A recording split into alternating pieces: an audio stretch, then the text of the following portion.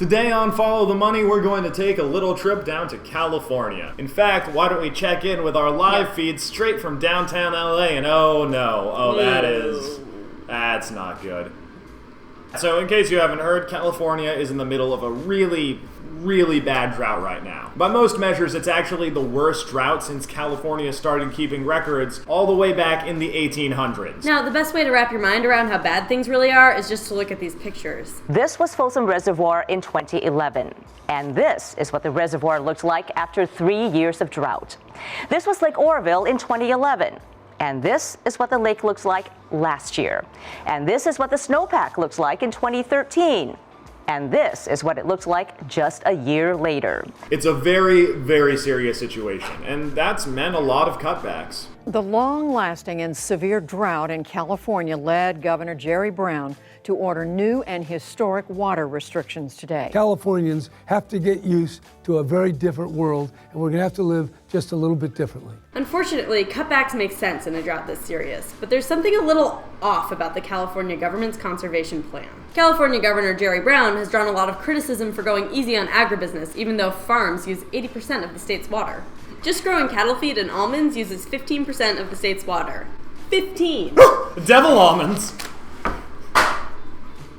Oh, that didn't sound good. Now, to be fair, California farmers have already taken a huge hit. I mean, the drought is already on track to cost them $3 billion in 2015 alone, and over 17,000 farm workers have already lost their jobs. And the state has taken some steps to restrict how much water its farms can use for the first time since the 1970s, so, there's that. But if you're a huge agribusiness company, you've got a leg up in the scuffle over who gets what's left of California's water. Agribusiness is one of the most influential lobbies in California politics, giving millions to lawmakers every year. And that's just the obvious stuff. Here's another little trick that the agribusiness industry is using. This guy. Meet Dennis Cardoza. He was a Democrat who represented California's 18th district from 2003 until August 15th, 2012, when, out of nowhere, he abruptly resigned from Congress right in the middle of his term. On August 16th, literally the day after he resigned from Congress, he got a shiny new lobbying job for at least double the salary he was making as a congressman. Now he's got himself a new gig, to shape water policy and drought legislation on behalf of the WGA, an agribusiness trade association. So here's a guy whose entire political career has essentially been funded by agribusiness. Here's a look at his donors here. No surprise he's at the top. And he spent a good chunk of that career on the House Agriculture Committee, which means he was taking tons of money from the industry he was supposed to be regulating the entire time. Now, this all probably seems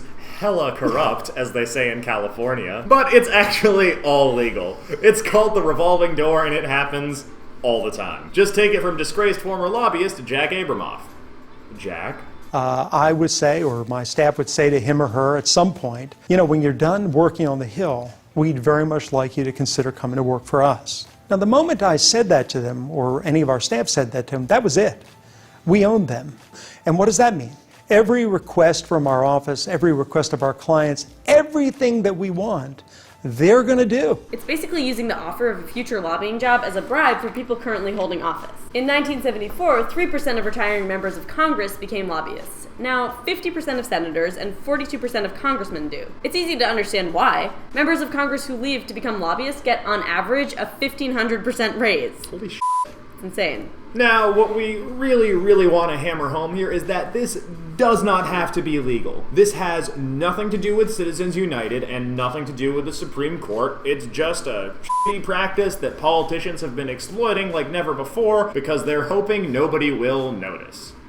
But we did. We noticed. Pretty obvious. You could pass a law to ban this practice tomorrow, and it would be 100% constitutional. And until we pass anti-corruption legislation around the country, guys like Dennis Cardoza are going to be the ones calling the shots on huge issues like the California drought. And all the people who can't afford to keep a bunch of former congresspeople on their payroll, so, literally everyone else in the country is going to keep getting screwed. Thanks for watching Follow the Money. Please help us spread the word about corruption by passing this along to your friends and family, and follow the links at the end of the video or in the description to subscribe to our YouTube channel. I'm Mansoor. And I'm Zip. And we are Represent Us. Thanks so much for watching. Have a great whatever time of day it is where you are.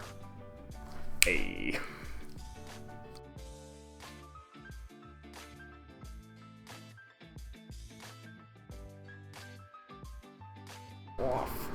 Thank you. That's good.